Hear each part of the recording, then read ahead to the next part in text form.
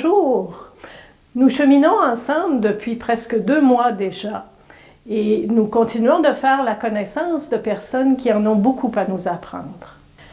Nous avons tous, je pense, une idée précise des qualités que nous apprécions chez les personnes qui nous entourent.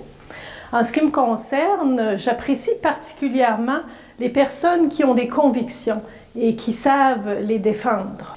Ils agissent en fonction des valeurs selon lesquelles ils décident d'orienter leurs choix et leurs actions. Sans arrogance ni agressivité, leur agir témoigne de ce en quoi ils croient. On dit parfois de ces gens qu'ils savent se tenir debout. En prononçant ces paroles, le visage d'une personne me vient à l'esprit. C'est celui de Rosa Parks, une Afro-Américaine. Elle a été reconnue par le Congrès des États-Unis comme la première dame pour la défense des droits civils et la mère du mouvement pour l'émancipation des Noirs.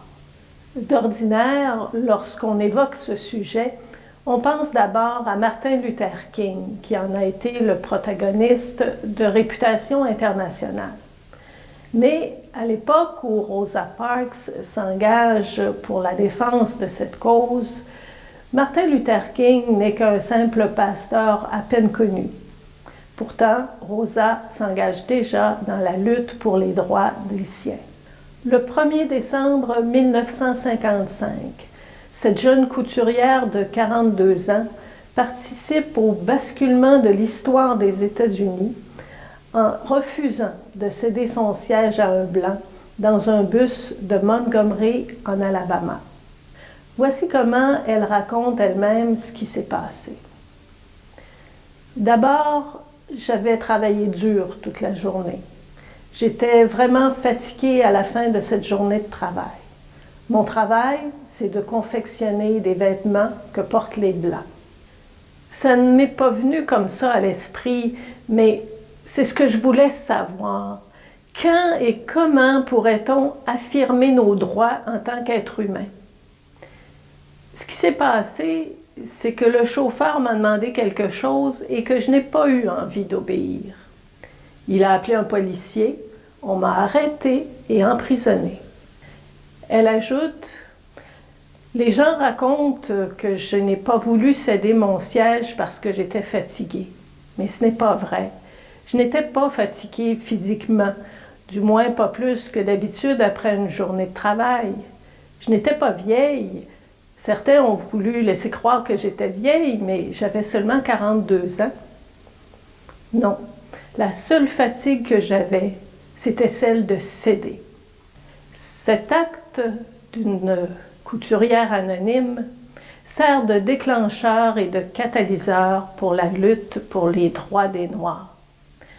Dès le lendemain de son emprisonnement, ceux-ci boycottent la compagnie de bus. Les différentes associations et églises se regroupent au sein du mouvement pour le progrès de Montgomery et placent à sa tête un jeune pasteur de 27 ans venu d'Atlanta, Martin Luther King. Le mouvement formule alors 3 revendications immédiates. La liberté, pour les Noirs comme pour les Blancs, de s'asseoir où ils veulent dans les autobus. La courtoisie des chauffeurs envers tout le monde et l'embauche de chauffeurs noirs. Je partage avec vous quelques-unes des affirmations de Rosa Parks. Vous ne devez jamais craindre d'agir quand ce que vous faites est juste. Au fil des ans, j'ai appris qu'une fois qu'on a décidé de faire quelque chose, la peur diminue. La conscience de ce qu'on doit faire élimine la peur. Chaque personne doit vivre sa vie comme un exemple pour les autres. J'aimerais qu'on se souvienne de moi comme d'une personne qui désirait être libre pour que tous deviennent également libres. La mémoire de nos vies, de notre travail, de nos œuvres se continuera dans les autres. Tenez-vous debout pour défendre quelque chose. Sinon, vous tomberez pour n'importe quoi.